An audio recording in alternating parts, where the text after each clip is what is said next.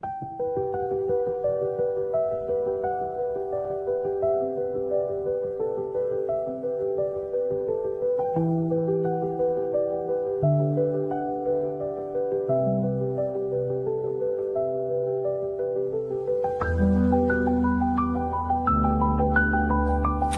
an earthworm woman. In the mornings, I fill my tanks by breathing the energy of the sea and tasting the power of the sun penetrating my skin. There's an air of no care, which comes with age, and I hold my head up proudly, liking who I've become. I'm not afraid of smells, or dirt, or to walk barefoot across the stones. Sometimes I wade through the shallow water just to embrace its fluid element, my hair often crazy and loose, being pulled by and flying in the wind. I can be glamorous if I want to, although makeup was never my thing. And I've learnt that life is for living, not fearing, and so I absorb it like a sponge.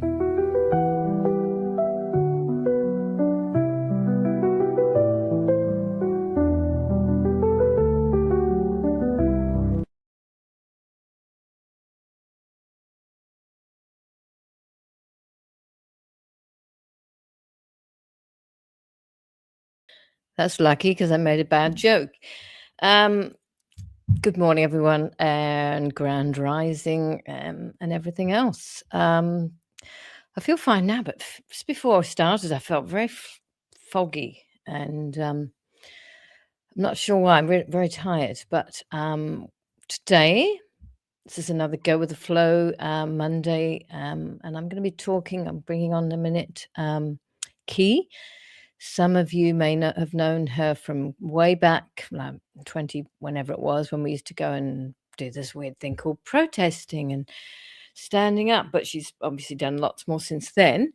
And yeah, I guess we're just going to talk about a subject that constantly seems to be one that comes up for me, for many people, just about living in our truth, being very authentic, and feeling like we're doing what we're supposed to be doing anyway, on the right path. So I'm going to bring her on because otherwise I just start blabbering away about nothing. So hi, Qi. Now, Good morning. Anybody there? So I met you way back in 20, was that 21? I wonder. Yeah, I think it might 2021. I think it must have been. Yeah, and we just obviously what happened and what has continually been happening, you kind of just met people who were on the same page, and I don't really know how we met you. We spoke on the phone first. You cold called me to see if I wanted to be on Cafe Lockdown, and we felt like kindred spirits. So it felt like so much in common. We talked very effortlessly for quite a few hours on the phone over a number of occasions, I think. Yeah, which just happened, isn't it? I mean, I love that. I love that. And then you end up walking our dogs when we were locking ourselves in our house, thinking that we shouldn't be leaving them. Insane. One day you did that anyway. But so, and I always remember you talked about your shop and your Chrystal Shop, which I've only just been to like last week. Tell me about how did that all start? I'm just going to go and see. I've had my Chrystal Shop in Caulfield for 28 years. I started it when I was 22. But the business is actually celebrating 46 years in business this year. So my parents started making semi-precious stone jewellery and selling it at the Esplanade Market in 1980. And then I left school at 15 and joined the business. I learned how to make jewellery.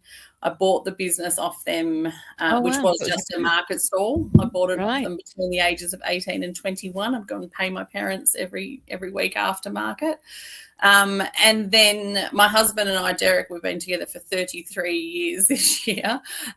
He and I took our market stall into a shop in Caulfield, and we had no money, so we literally set up calico-covered trestle tables in a shop. I was 22 years of age, and he's sort of 4.5 years older than me or something like that. So, and then we've just been putting everything back into it ever since. We've had a healing centre for over 25 years. Before COVID, that was a much bigger part of the business. We had, I think, for about 20 years, we hovered at around between 25 and 30 practitioners. We had 7 treatment rooms, and we shut all of that down because of COVID. But and the shop was shut. Did you say 20 rooms? We had 7 treatment rooms, and for about 20 years, we hovered at between 25 and 30 practitioners at any given time. Someone just comment, because I just want to check the comments are working, because there's nothing coming up. Sorry, with the people who are watching. Yeah, wow, that's and then you've got that whole outside bit, which is gorgeous. Yeah, we've got quite a large crystal garden out the back of the store, and I don't think that's ever been so loved as it has been since COVID. And people definitely seem to be enjoying the outdoor space a lot more than ever. And we've been running free community events for over 12 months now in the garden, every Saturday, and that's been giving me a new passion for what I've been doing after having done it for so long. But basically, we've been offering our space and our promotion for free for anyone who wants to offer the community something of value for free. So that's such a giving. I mean, there's not many businesses that do things like that. So they're all commenting now. Hi. And there's not many businesses that actually, do something for free like that, which is very commendable. Well, it's been a real win-win. I think a couple of years ago, after everything opened back up and JobKeeper money ran out and people were spending money on experiences rather than in retail, it felt a little bit like my business was dead in the water, even though we were so well established. So at the time, I was thinking, oh my gosh, how did businesses that aren't as established as us, how are they going? But I was literally kind of like biting my teeth going, how do we get through this? And I had a fundamental problem with giving money to Meta and Google, which seemed to be the only way we could pay for advertising. Yeah, I know. Yeah. And I really didn't want to do that out of principle. I mean, in part because of what we'd seen go down over the previous years, but so I thought if I can't advertise through those avenues, then I have to look at ways to promote the business. And I came up with the idea of these free community events, which have just been a win-win. It's been a way for us to network and support other word of mouth. Yeah, and we're just getting the most beautiful people that want to give back without any expectation. So I'm finding that really inspiring. That's gorgeous.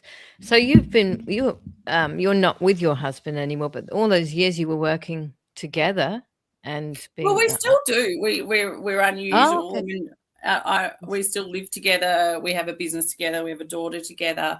In many ways, he's still my best friend. We've been together since I was 18 years of age. And Derek and I have never fought. It's just not a dynamic, there's not that dynamic in our relationship, or very, very rarely. COVID was probably an exception to that. We were on different sides of the fence, but it's. Oh, were you?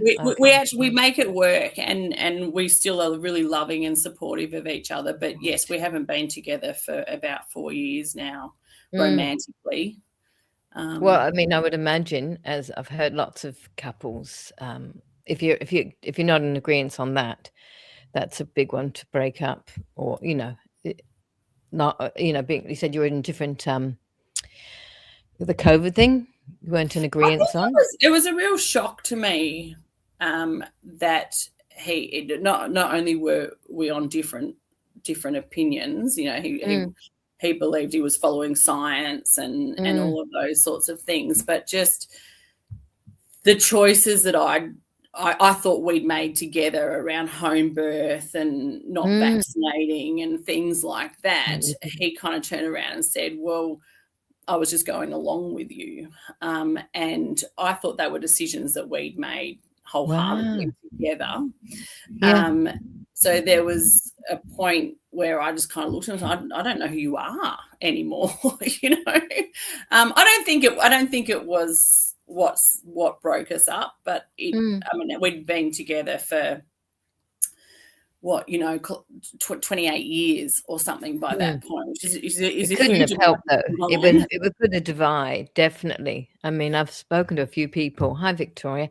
A few people who've had that situation, and they exit out their separate bedrooms, or, it's just that's a big one. I mean, it's what was so distressing about those policies was that they tore at the fabric of families, of lifelong friendships, and many of those relationships haven't repaired. I mean, Derek's and mine has found a new equilibrium, which is working really well for both of us. But it took us about 2.5 years, I think, to be able to sit in the room and have a conversation about mandates and government policy and things without ending up in an argument and one of us having to walk away.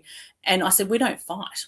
So it was incredibly, it was obvious to me how divisive this was almost immediately. That's what they wanted to do, exactly. Sorry for being so white.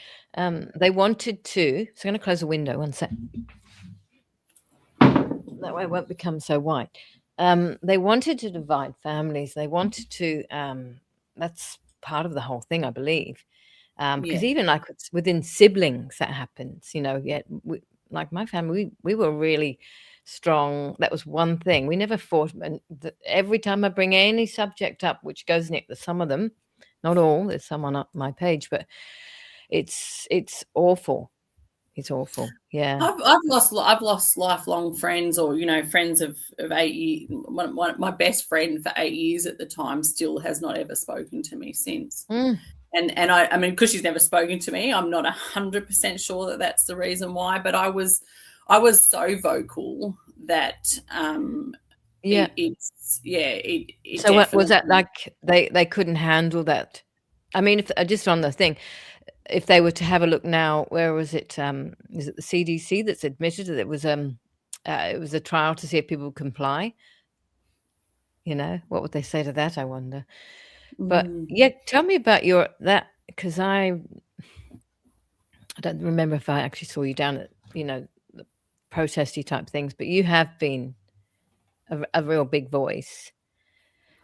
Well, I was. I came out. I came out very strongly when the mandates were introduced. I mean, I have to say, up until that point, I was highly compliant, in part because I had 11 staff heading into COVID. By the time the mandates were introduced, so a year and a half later or something, the timing of it's all a bit distorted for me. I know. Yeah. But I had 7 staff, and I headed into COVID managing 25 practitioners. So I was managing, 30, 32, 33 other people, and and they were looking to me for guidance. So I think I probably got caught up a lot more in the fear than I would have perhaps otherwise, because I felt responsible and needed. I mean, it wasn't just that I needed to be seen to be doing the right thing, but I needed to do the right thing for my business, and in regards to all of those people. So I felt a huge amount of responsibility to do the right thing. And so that for that reason, I think, and we did as a business, we were highly compliant. We were still able to work throughout that period, but we were all wearing masks, even though we weren't open to the public. And we'd often have conversations about how ridiculous it seemed, that I could pick one of my staff members up on the way to work, and we're sitting in this car together wearing masks, which we were, and that we'd spend all day together at work. The inconsistencies in the policies were really apparent at times, and yet we were still going along with doing it. I don't worry. A lot of us were, I think, right at the beginning. Do you remember even like pressing buttons to cross the road? You'd kind of do it with your elbows. I'm checking in at the supermarket. Never did that. I always pretended to do that. Never did that. Yeah.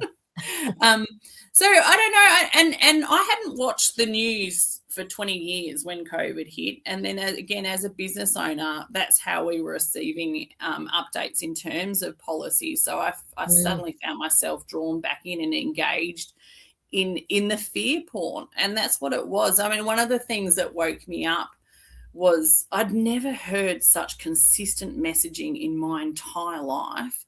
We weren't getting shown what was happening in the rest of the world. It was, go get your jab, go get jab, go get jab. And I it was like brainwashing. And that's one of the things. I went, hang on, why aren't we seeing anything else from anywhere else? What this messaging is the most blanket, consistent messaging from the mainstream or government I've ever heard in my life.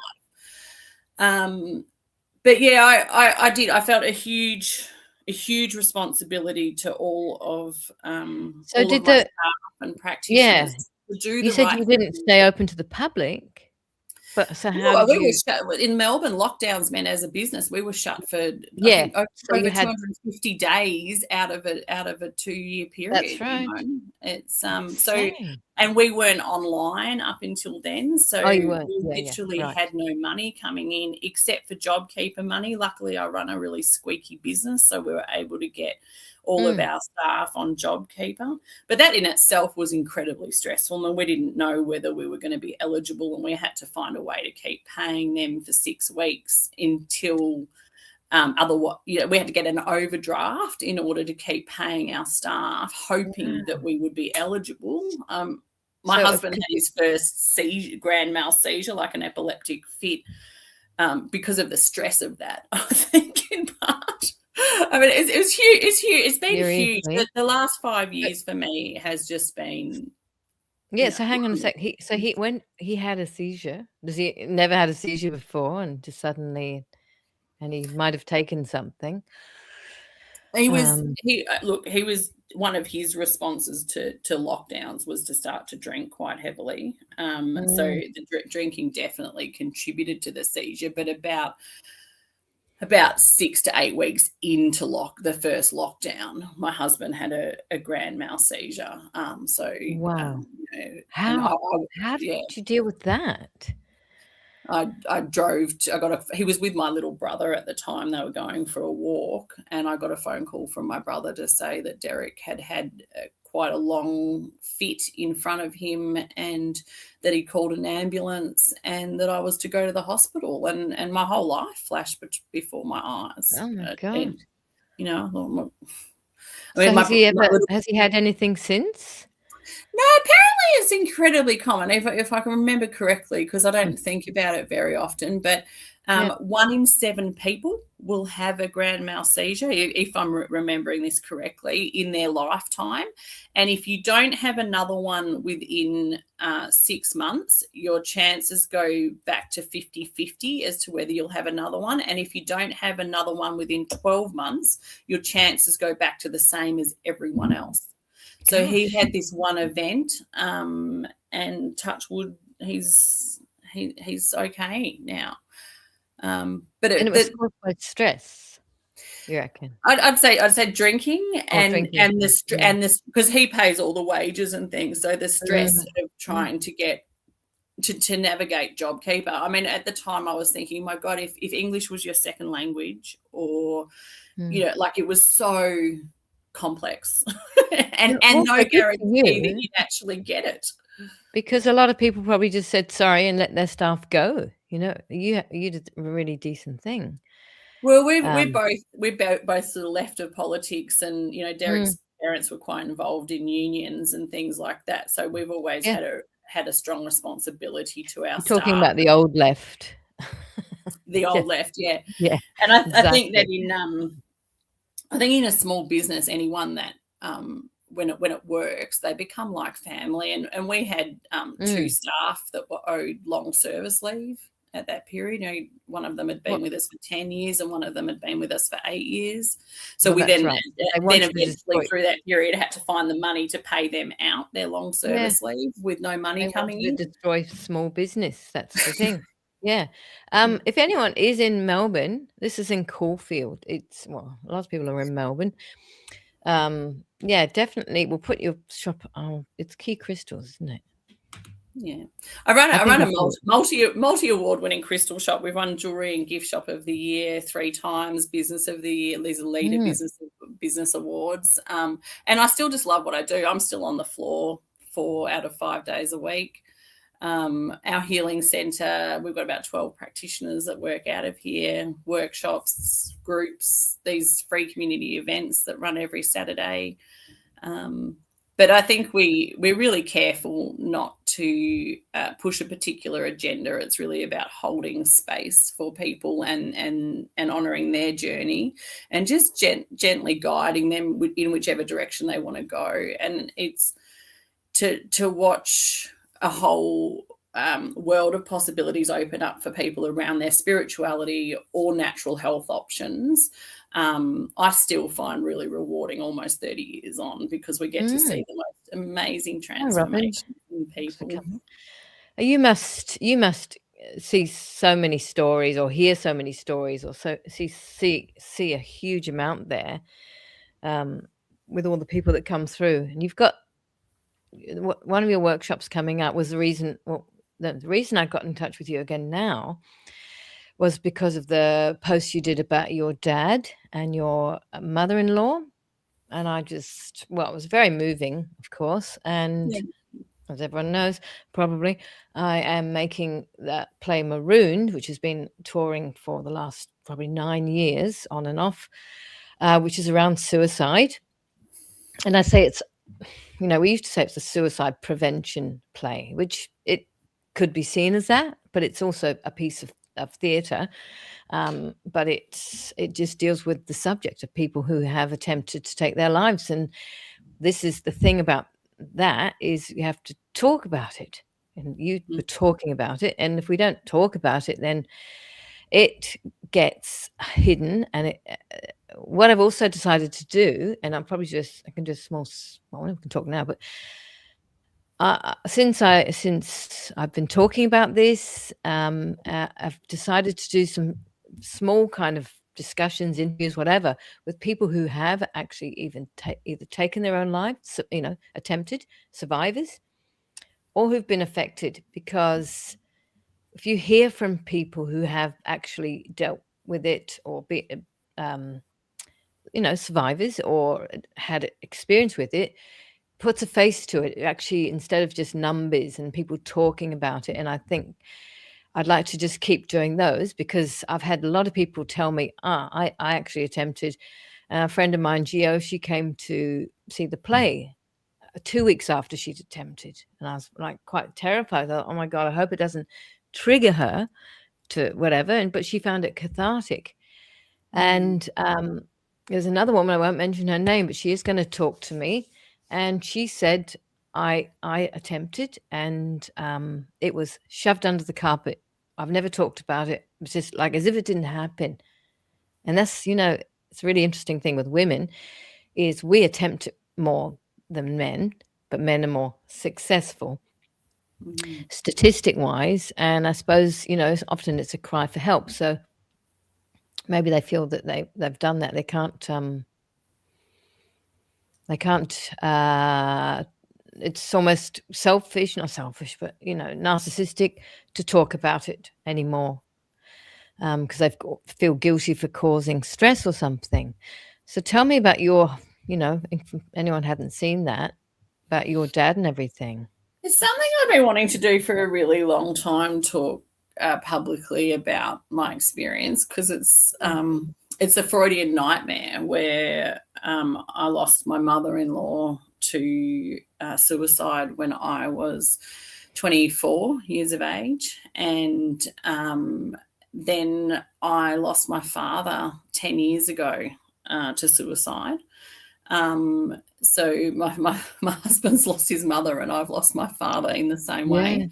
Yeah. And I think in the video I was saying, and the worst statistic of all, our daughter has lost half of her grandparents to suicide. And that's a gap that has always been in our life. For my daughter's almost 17, but, she never got the opportunity to meet her grandmother. And Marg was, my husband and I had already been together for 7 years when she died. And I loved her. Like my husband's got no siblings. He's the last of his line. So she wow. In a lot of ways married into that family. I was marrying into a relationship with his mother, and she was really important to me, and it was absolutely, it rocked our world. Like the shock of it was just so immense. We knew she was going through a breakup. She'd been in chronic pain after a motorbike accident for 3 years. We knew that suicide was something that had come up attempts had come up at a few times throughout her life, but not for a long time. And so even though we knew at times she was feeling suicidal, and we'd talk with her about that, just still the finality of it and the abruptness of it and the fact that we weren't expecting it. Because when you love someone so much, you can't imagine how they could do this to you, or why you weren't enough, or, all of those things. So, and I think in some ways it is more shocking when a mother does it, or a woman does it. It's especially a mum, like that bond you think should be unbreakable. Do you think she was putting herself out of misery, though, feeling like, I can't do this sort of thing? I can't. I think chronic pain from the motorbike accident definitely contributed largely to it. Pain wears you down, doesn't it? And it makes it hard to sleep. And when you're not sleeping for years on end and in chronic pain, your judgment is diminished. And I think there's a large part of it that she did just want it to stop. But romantic relationship was always her weak point. And the first time she tried to commit suicide was when she was a teenager. She, for want of a better term, she got groomed by a much older man at the age of 15 or 16, and again, had a child before she was 18 to him, or maybe. It's not my history, so I'm not 100% sure of it, but thereabouts, that marriage broke up, and that was the first time that she tried to kill herself. And the end of a relationship, another 2 or 3 times throughout her life, she had attempted or had become suicidal enough to admit herself into hospital. And so she was going through another breakup, basically. But I still did torture myself with it for months and months and months. It would be one of my last thoughts at night. And torture yourself, you mean, because you with how she could do this, or my mind would go to her in those final moments, and I'd jump into her skin, I guess, wondering how she could feel that alone and that isolated when she was surrounded by people who loved her so much. And it was heartbreaking, and also her son just having one. Gosh. Well, both. So that I'd say my husband probably spiraled into his worst episode of alcoholism throughout. He's always had an issue with alcohol, but that, the next, I don't know how long it went on for, 18 months, 2 years of that period was really hard. And I just felt like I was holding everything together. We were running a business together. It was tough. It was really, really tough. And my dad was a great support to me through that period. He really helped me a lot through that. So to then be faced much, whatever, I don't know how long it was, 10, 12 years later down the track. But the same thing. To be faced with him making that same choice was really hard to wrap my head around. Again, like I think I spoke about in my video about the amount of disregard in their actions, and when you're on the receiving end, wondering why they didn't love you enough to want to stick around, or how they could do this to you. As a child, absolutely. I mean, it's a whole other one when a child does it, but it's saying, so your husband's dad even, and your dad saw the way it would have affected you, like you're saying. And then, so what about your husband's dad? Was he? They weren't as close I mean, we certainly saw. They weren't together, were they? That's right. No, they weren't together. Hadn't been together for a very long time. I think they'd separated when my husband was 4, and he was 29 almost, and turned 30 soon after she took her own life. So he did fly. His father flew back from overseas though to be by our side and to come to the funeral and stuff. I mean, I know. I mean, everyone found it shocking. It was shocking, you know. And it rocked. And then your dad, about 10 years later, what was around that? Yeah, so maybe somewhere between 10 and 15 years later, my father fell into. He was diagnosed with biological depression, stress and anxiety, wrecked his nervous system, I guess, and set up a stress response in his body, and he sort of went into collapse and was chronically depressed for 7 years, and then I think tried to commit suicide 4 times over that 7 years, which again was just incredibly hard. I mean, when he first became depressed was really not very long after my daughter was born. And should have been a period where my parents were offering me support, but my mum was so busy looking after him, and she was still working. He was trying to keep working, but he was so debilitated by this depression that he couldn't work a lot. And I ended up babysitting him a lot because I was the one who was at home with a newborn, really. So he'd be on my couch, you know, smacked out in Valium or whatever it was that he was on, asking me to make him cups of tea and food and stuff. You said it was biological depression. So what exactly does that mean? We actually talked last week. I'm not a psychiatrist or psychologist, but my understanding of it was that I won't go into what sort of, I guess, triggered his depression for him. But basically he had a lot of anxiety and angst around a particular situation, and he started trying, he couldn't sleep early in the morning, so he started trying to walk it off. And there was something about the walking, this intense anxiety set up a stress response within his body. So it was the stress and anxiety and depression, if you like, was metabolized, is my understanding of what his diagnosis was. But my father was a psychologist, had been for 30 years or something. So part of the issue was that he just felt like he knew it all. You know, anything that you'd suggest, I've done that, I've tried that, I know that, it's not going to work for me. He'd always say, you know, it might work for other people, but it's not going to work for me. Right. And I'd sort of That's say, interesting. that's right, you're so special, you know. My character in Rune is a psychiatrist, and you know, psychiatrists, more psychiatrists, I think, are high on the suicide rate, because I guess you can only imagine they're always taking other people's problems on. But that's a different sort of take on it. The fact that I've tried everything. So was he? It sounds like he wasn't really willing to almost address stuff. No, and his first attempt was really soon after he fell into this depression. So it was like that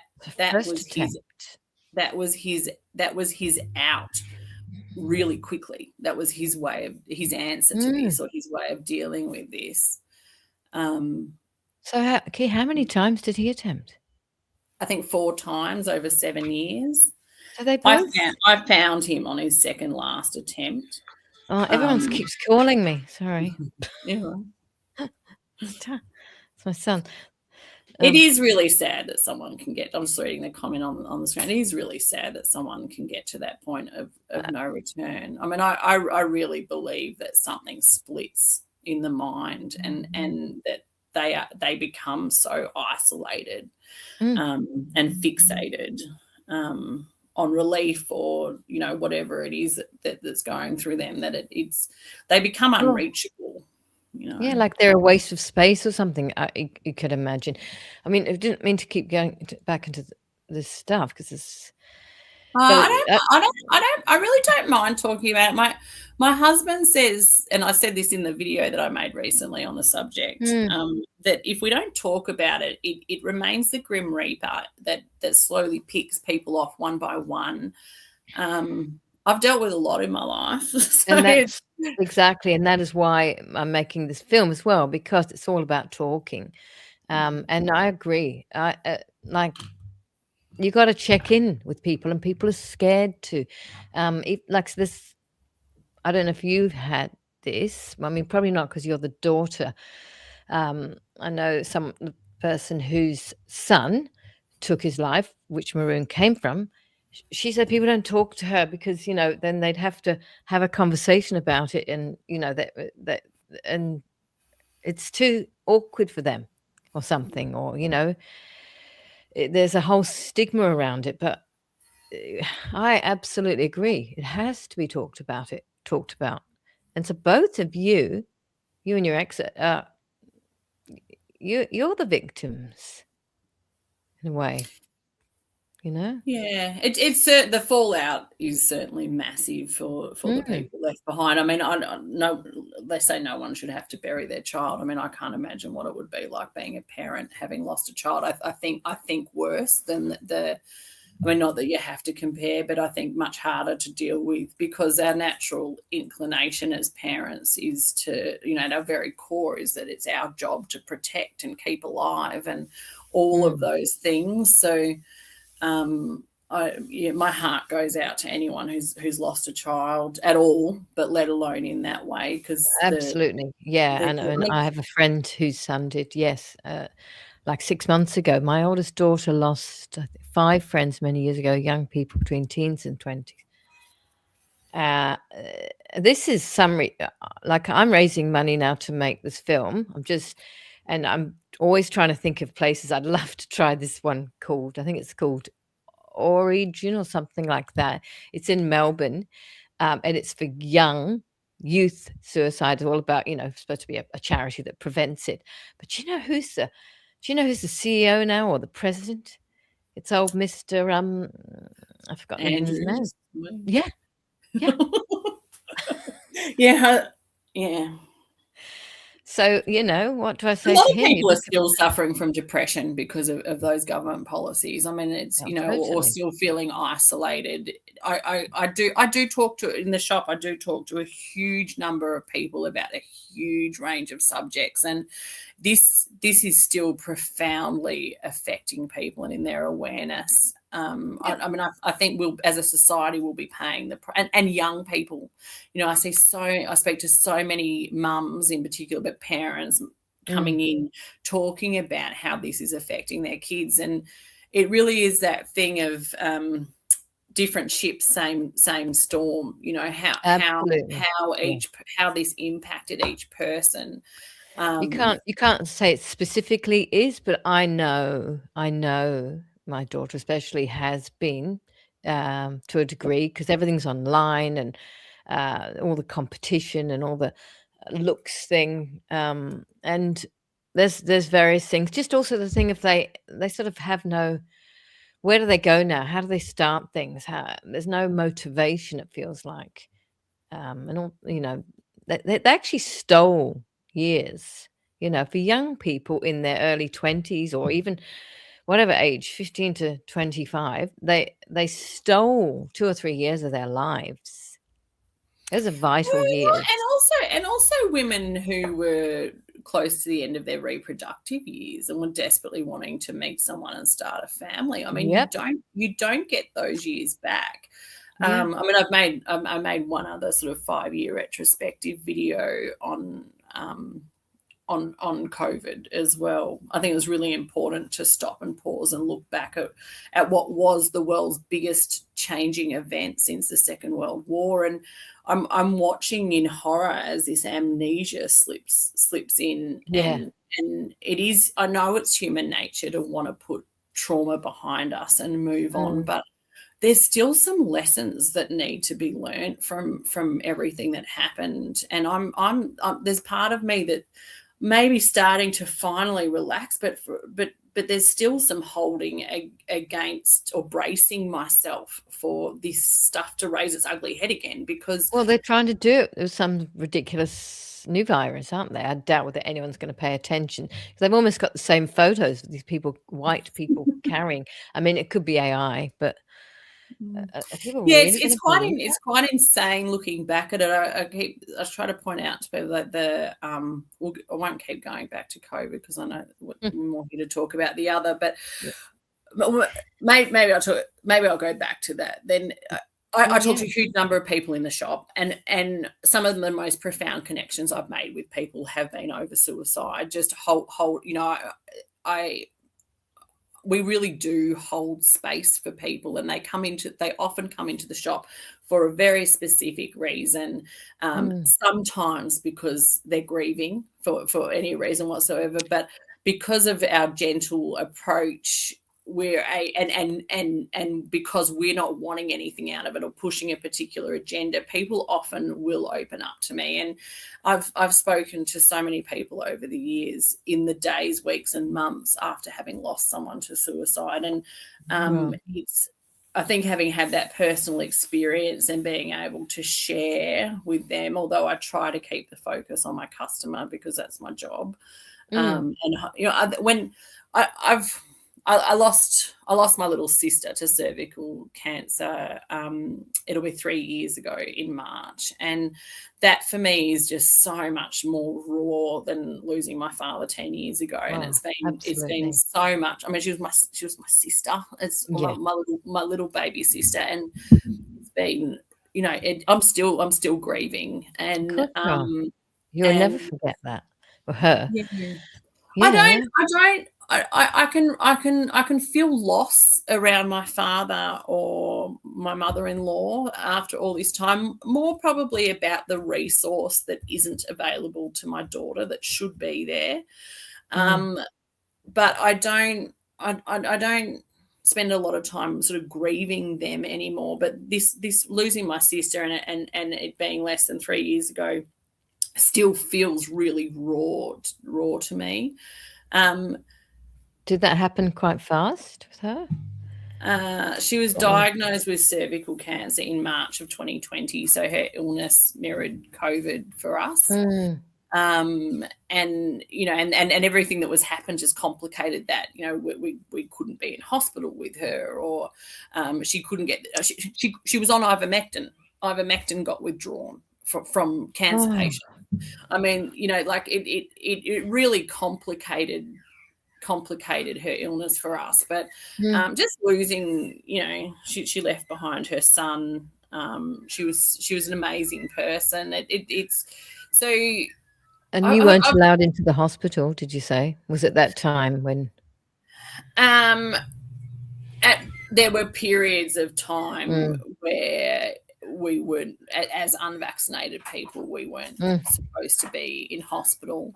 I mean, I had, because I was so vocal, because I was so vocal, I had all sorts of people reaching out to me, offering me all sorts of things. I had someone from Anonymous reach out to me and offer me fake ID and many people. And I'm like, I'm not a criminal. I'm not willing to do something that's illegal just because I've been put in this position. So I sort of had a righteousness about it, but there was actually and many people were probably aware of it, there was actually a hack within the government, the green tick, the MyGov thing. There was actually a really simple hack within that, where if you needed to, you could. And I think going into hospital to be with my sister, I used it twice, and it was the only time that I did. But I did have a principle about the fact that I wasn't going to be reduced to being a criminal just because of government policy. I mean, were you a criminal though? Yeah. Look, my dad. I don't have to value judgment on anyone else, but it was my line, I guess, for myself. People often tell me I'm the least judgmental person that they've ever met, and I really, I'm so much each to their own as long as it's not hurting anyone else. But my mum died in 2022, and so 2022. So that time we were able to go in, but there was all that ridiculous barrage to get into the hospital. And one day I think it was quite close to, well, no, she at some point anyway, I just remember going, stuff it, I'm not doing it. And actually saying that to the security people, and they just let me go. I said, my mum's up there dying. And I just walked straight through and said, get lost, you know. Mm. And then when she went to the palliative care, they wanted us to do it there. No, they wanted us to show, go and do a stupid up with the nose test. Yeah. And of course, I just brought, here's one I made earlier, you know, showed them when I've got my partner is his mother's nursing home. She's in her 90s, is still requiring you to make appointments and undergo a rat test every time you visit. I mean, still to this stick day. The rat test, is that up the nose as well? I can't remember. Yeah, you're supposed to stick it up the nose. Just spit on it or something. Oh, it's ridiculous. Yeah. But anyway, that's awfully sad about your sister. And so she's got a son or kids. Yeah, Charlie's 7. My mum's looking after him almost full time. I mean, her husband and Charlie's father is definitely still 100% in the picture, but you know, he's got to work, and luckily my mum's retired, but she's in her mid-70s, and it's exhausting looking after her. Were you able to see her towards the end, you know? We nursed her at home. I slept there for the last 10 days of her life and nursed her 24/7. So we you know, as a family, we were able to help her to die at home. But honestly, she just died in the most awful way. And I guess if we're talking about suicide, that's something to euthanasia is something to talk about, isn't it? As part of it. I mean, I don't. I can really understand, especially having held her through that. That decision is the right one in some cases, and put her out of her misery or something. Yeah, but you know and I think towards the end, I think she wished she'd put something like that in place. Yeah. But she really paperwork. couldn't. It's all paperwork. Though. With the fact she was dying until it was too late. Yeah. And by the time she was in so much pain that she wanted it to stop, that paperwork wasn't possible. It's awful. That is just, so bad, because it's for you as well. There's nothing you can do to see your sister like that. Well, I felt like I did everything I could, which is why I'm coming to terms with it as well as I am. But it's the powerlessness. I mean, you know, I guess it became obvious that we were powerless with my father too. I mean, he kept saying, I'm mentally terminally ill. If I had a terminal illness, you'd understand. Why won't you understand that I am mentally terminally ill? You know, like someone else said here, alcohol is a massive driver of depression. So of course, if he's drinking a lot, he's actually feeding it in a way as well. Yeah, my father hadn't touched alcohol in like 30 years or something. He definitely wasn't a drinker, but my husband has battled with alcohol and depression. I mean, I think I've always had I always say I've had a tendency towards melancholy is how I would describe my own mental state at times. But I'll go to the positive thing in a sec, because what you were talking about when I saw you the other day about how you're feeling, because I was just going to say you've really have been around a lot of death, you know, and that's such a huge thing for your young age, because you're not it's still a young person, you know, in middle whatever, but that's a huge amount to have to deal with. How do you deal with that? I don't know. Look, I think I was at a really pivotal age when the Ethiopian famine was happening, like in the early 80s. It affected me profoundly as a young child. I've always had a perspective of how lucky I am to have just been born here at this point in time. I guess historically too, you know, that if people's life expectancy was only 30 or 40, well, then historically most people would have dealt with a lot more death than I have in my time on the planet. True. I also remember seeing a woman talk about the Rwanda massacre, and she told this, or the reporter, because she didn't speak English, was telling the story about how she had watched her entire family and village be murdered, and then all the bodies were piled on top of her, and she lay there for 3 or 4 days until she felt like it was safe to come out. And they were doing an interview with her, and she was smiling and laughing and so on. And it was less than a year later that this interview, and I just looked at this woman, I thought, oh my God, I'm never. It again, like the famine affected me as a young child. This video affected me quite profoundly. I thought, my God, if she can smile after everything she's been through, I'm going to try and remember that. But losing my sister's been the biggest one for me, and it's taken me until late last year, so say more than 2.5 years since she died, to even I was sitting around a lake in the country, so surrounded by nature, and late last year, and just this little flicker of joy touched my heart again for the first time since she died. And also since COVID. I mean, COVID was heavy for me, and it definitely compounded everything I've been through in the last 5 years. Sometimes I find it hard to separate out how much COVID affected me and how much my sister's illness and death has affected me. Happening to me at the same time, but it was the first time that I'd felt any sense of joy or lightheartedness in a really long time, and I'm going to take this with both hands and grab it and not let go. And I wonder what it was. I wonder if something about being in somewhere really peaceful.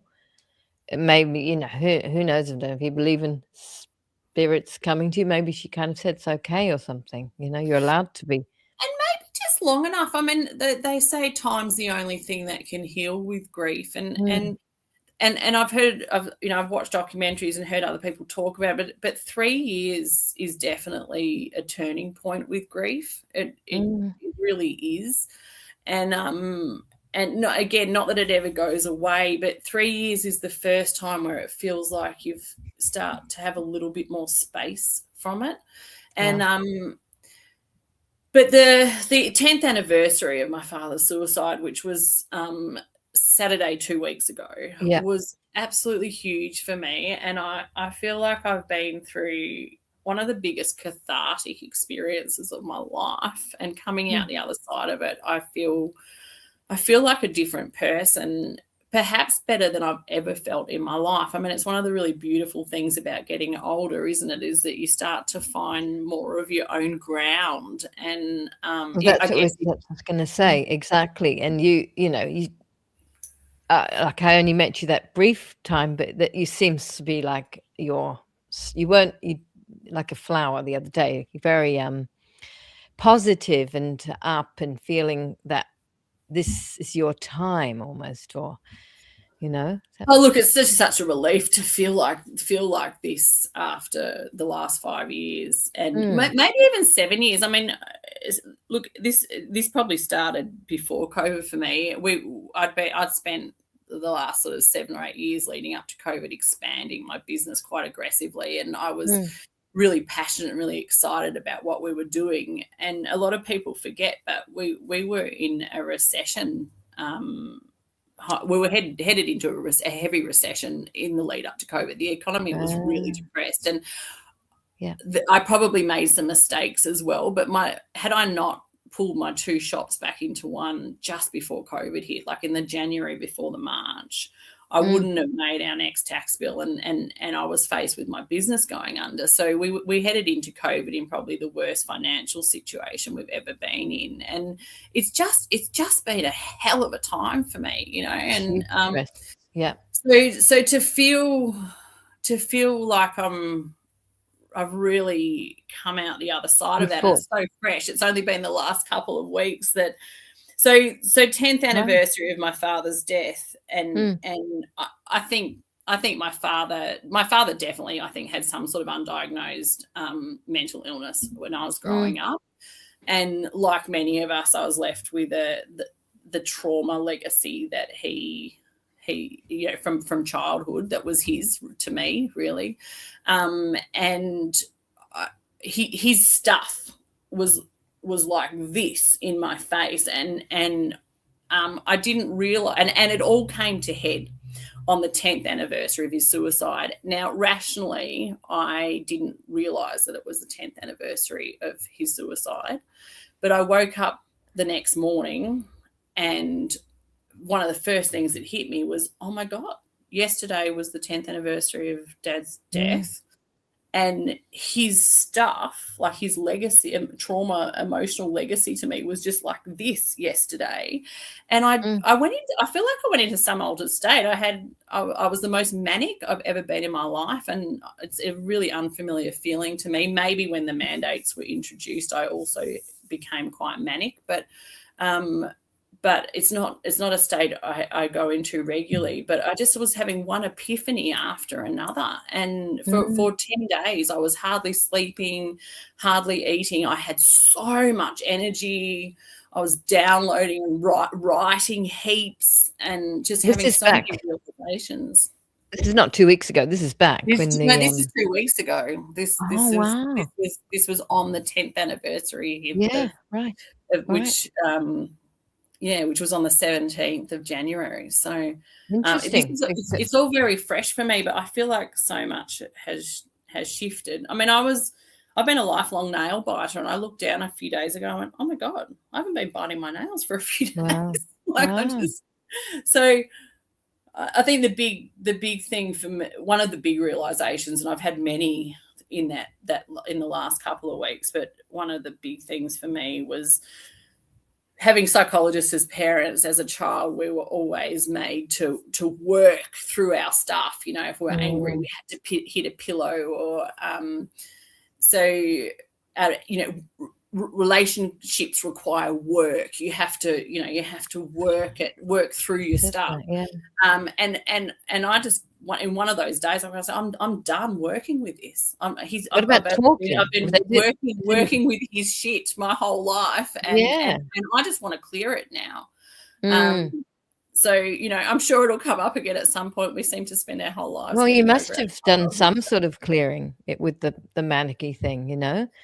Because I think we get to a point where we've got, okay, actually it's all left me now, whatever, I do feel the best I've ever felt in my life. I think touch wood it will last, but I've got so much energy. I've got no pain in my body. I feel inspired. I just feel most joyous and lighthearted. Like I said, I've always had a tendency towards melancholy, and I feel the most joyous and lighthearted I've ever felt, and playful. Playful's always been something that has been really hard for me to access.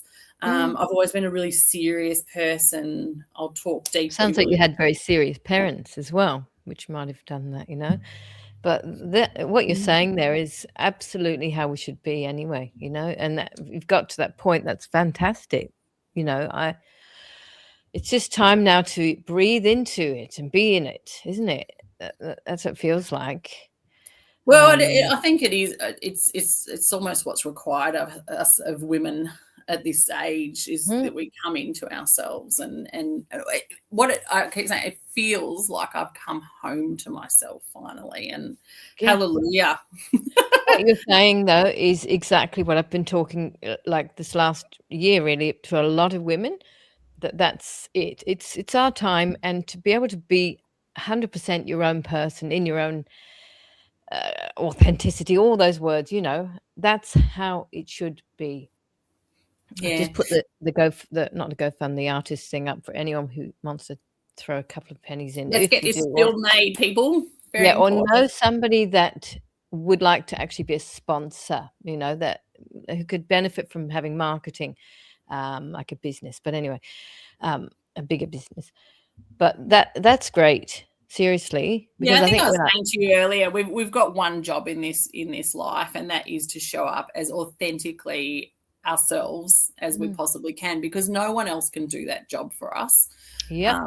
And I think you get to an age where you just have to fly caution to the wind. It is about having the courage to speak up, to show up as authentically ourselves as we possibly can. And it comes when it comes as well, you know.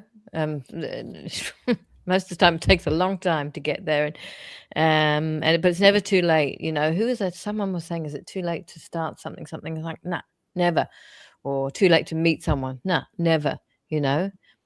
Because you're, like you just said, everybody's their own person, and we don't know when. We've all got something at the core of us that the world deserves to see or hear, you know. Like it's sad that people don't ever feel safe enough or have the courage enough to, or have been conditioned into not giving that to the world, you know. Yeah.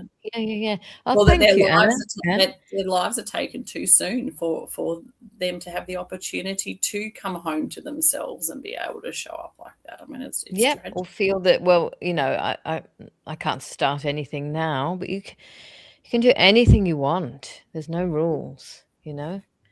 Well, that's right. And I often have thought, oh, what am I doing with Earthworm Woman? You know, is it going anywhere? But I'm actually do enjoy continuing on with it, and I think I need to, because it's good for me too, because 100% keeps me meeting lots of really interesting people for some. We're going to wrap up soon, but can I talk quickly about the event that we have on the 21st? It's one of our free community events, and we do run free community events at Qi Crystals in Caulfield every Saturday.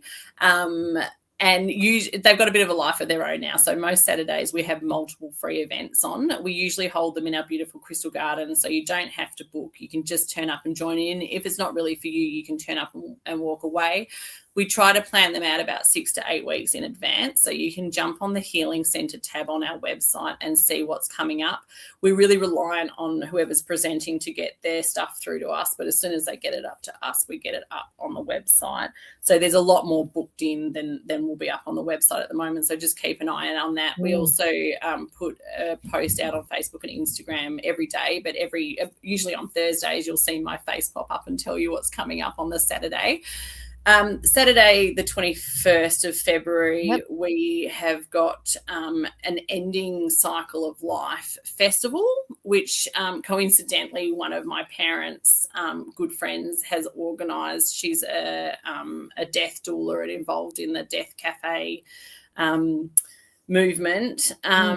But Gillian's got very excited, and she's planned so much that I'm not sure I've got my head all around it at this stage. But basically we have a whole day dedicated to exploring all aspects of death and the death industry. So my understanding is that we're going to have undertakers and death doulas and huge people coming from interstate for it.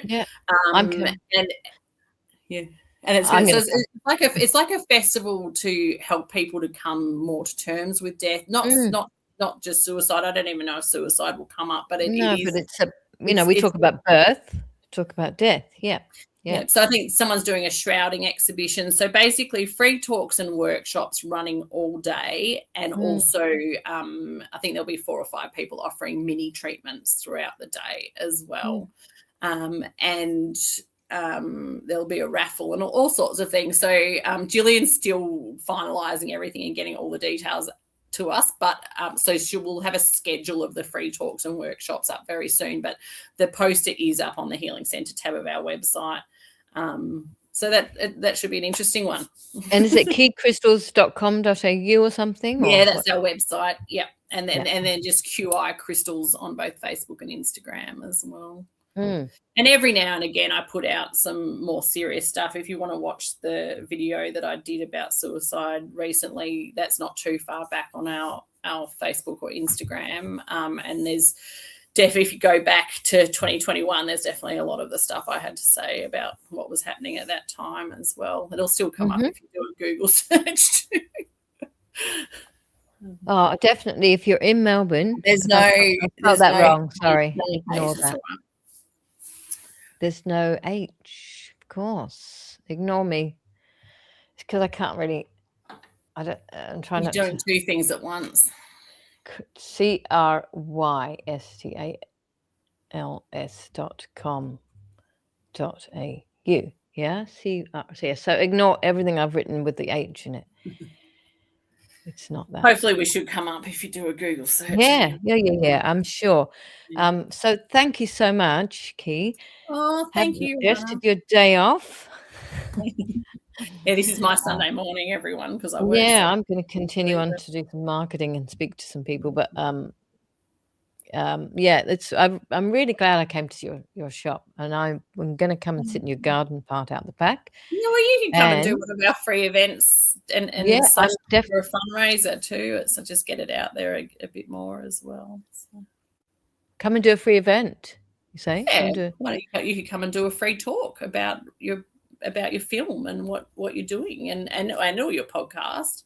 Could do something like that. Yeah, anything. Well, if I can give back to you as well. Yeah. So it is the free events really are a win-win. Like I said, it's a way for us to network and support other small businesses and people who are doing good work in the world. So it's fantastic. We've got a really beautiful supportive community.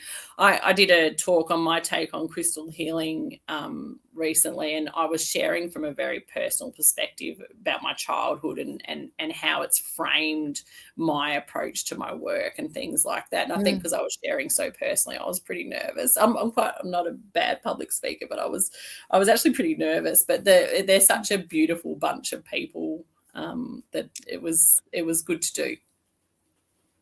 Well, we haven't even touched on whoever's upstairs in your healing center, so everyone has to get onto the website and have a look, because it's a fantastic shop as well. I didn't even go upstairs, but out the back, it's just really beautiful. So thank you so much. Have a lovely rest of your day, and I'm just going to end with my sponsor, partner, business, Maddalena, with her beautiful potions that she makes, creams and intimate duet. That's the word. She's a gorgeous woman. Yeah. Yeah, that's right. You know Maddalena. Yeah. Thank you so much. And thanks to, I haven't even mentioned Denise and I haven't mentioned Go to Life, which are the other two people, but our next time. Okay. See ya. See ya. I am not just a product made to satisfy the pocket, nor do I require the same fame others seek. I desire your heart, the passions that make you a woman, any woman, every woman. My scents are a representation of purpose, courage, confidence, each botanical ingredient a praise of thanksgiving and self-care. The way I feel upon your flesh, a comfort of nourishment, as I feed dehydrated and depleted layers of skin, bursting for a new life of regrowth and youthfulness. If I stir your soul with each application, let it be known that you, too, are an intimate duet woman.